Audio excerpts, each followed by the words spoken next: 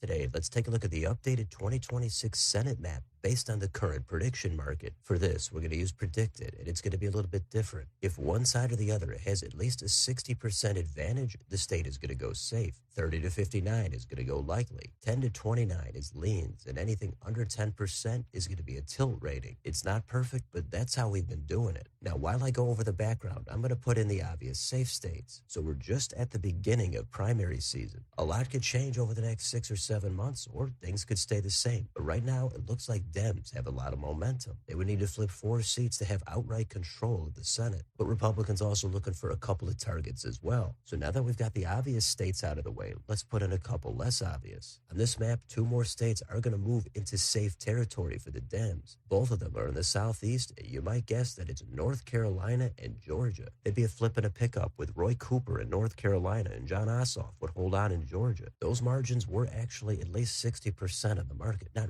way above that, but enough for people to feel like these 2 states are not in any danger of going red. Now, if we go down to the likely states, these are going to be semi-competitive between a 30 and 59% advantage. For the Dems, we've got 3 states. First, the open seat in Michigan. There's a primary battle here for the Dems. The Republicans, they look like they've got Mike Rogers just sitting and waiting. Now, he ran in 24. He came really, really close to winning that open seat. But with this national environment favoring the Dems, it seems like it's going to be more of an uphill climb for Rogers. So that's why the market is reflecting this likely blue rating here for the Dems. Next, we've got New Hampshire. There's another open seat, but it looks like it's going to be Chris Pappas probably beating John Sununu. Maybe in a different national environment, things would look different, but in this one, it's not looking like it's going to be super competitive. Finally, next door, we've got Maine. This is the Susan Collins seat, most likely against Graham Plattner, and it would be the second flip and pickup here for the Dems. We all know the story here about Collins. She's been unpopular and underestimated in the past, but the state does lean blue, and right now, it looks like she's headed for defeat. Now, the likely states for the Republicans. First, it's Nebraska. This would be independent Dan Osborne challenging incumbent Pete Ricketts. He's not actually a Democrat, but this would be a blow for the Republicans if he somehow pulled it out. He ran a couple of years ago. He didn't get super close, but he made it more competitive against Deb Fisher. Pete Ricketts is well-funded. He seems to be a tougher candidate. But now Osborne's been through this. He knows what to do and what not to do. I might think he'd have a better shot at becoming governor, but in this race, the market shows another semi-competitive margin. So it's going to go likely. Next door, it's the same thing. It's Iowa. It's another open seat. For the Republicans, it looks like it's Ashley Hinson. For the Dems, it's unclear. Either way, the lean of the state looks like it's carrying the Republicans to victory here. Might not be overwhelming, but they are going to get it right now with a likely rating. And now we've got 3 states left.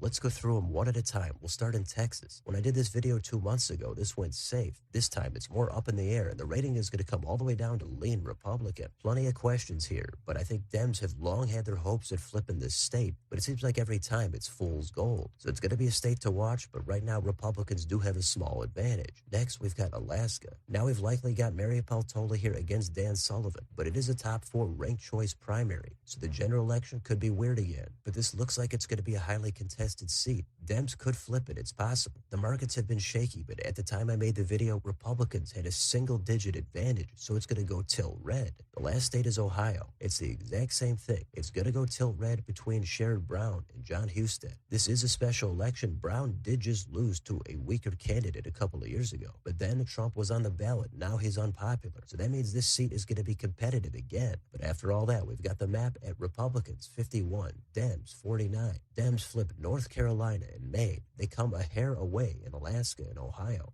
They're also not too far away in Texas. But again, keep in mind, this is just if the party is favored to win. It's not predicting the final margin. I don't think many people think North Carolina is going to go blue by double digits, but it looks like it's going to at least be Cooper winning it by a few points. So the map here was challenging for the Dems, but it's shaping up to be a good year. Republicans don't have many targets. They've only got Georgia and Michigan, and those look like they're still going to be clearly out of reach as of right now. Now, we've all seen things change before Election Day rolls around. Republicans could become motivated. Scandals could come up. Trump could become more popular. Who knows what national events are going to happen between now and then? If you based every result on how things looked 7 or 8 months out, a lot of times you'd be wrong. But but it certainly looks like Dems are shaping up to have a good night. They've overperformed in special elections. They're much more enthused, and Trump's popularity is not that great at all. That's what happens in politics. Things swing from one side to the other. It's all about trying to hold on to it as long as you can. So we'll see what happens, but right now it looks like the markets are showing the narrowest of majorities for the Republicans. So let me know in the comments, what do you think about the markets? Are Dems really this close to flipping the Senate? Which states surprise you the most, and how far away is this map from your actual prediction? Let me know what you think down below. On your way out, don't forget to like, share, and subscribe. Join if you'd like to support the channel. Thanks for watching. I'll see you next time.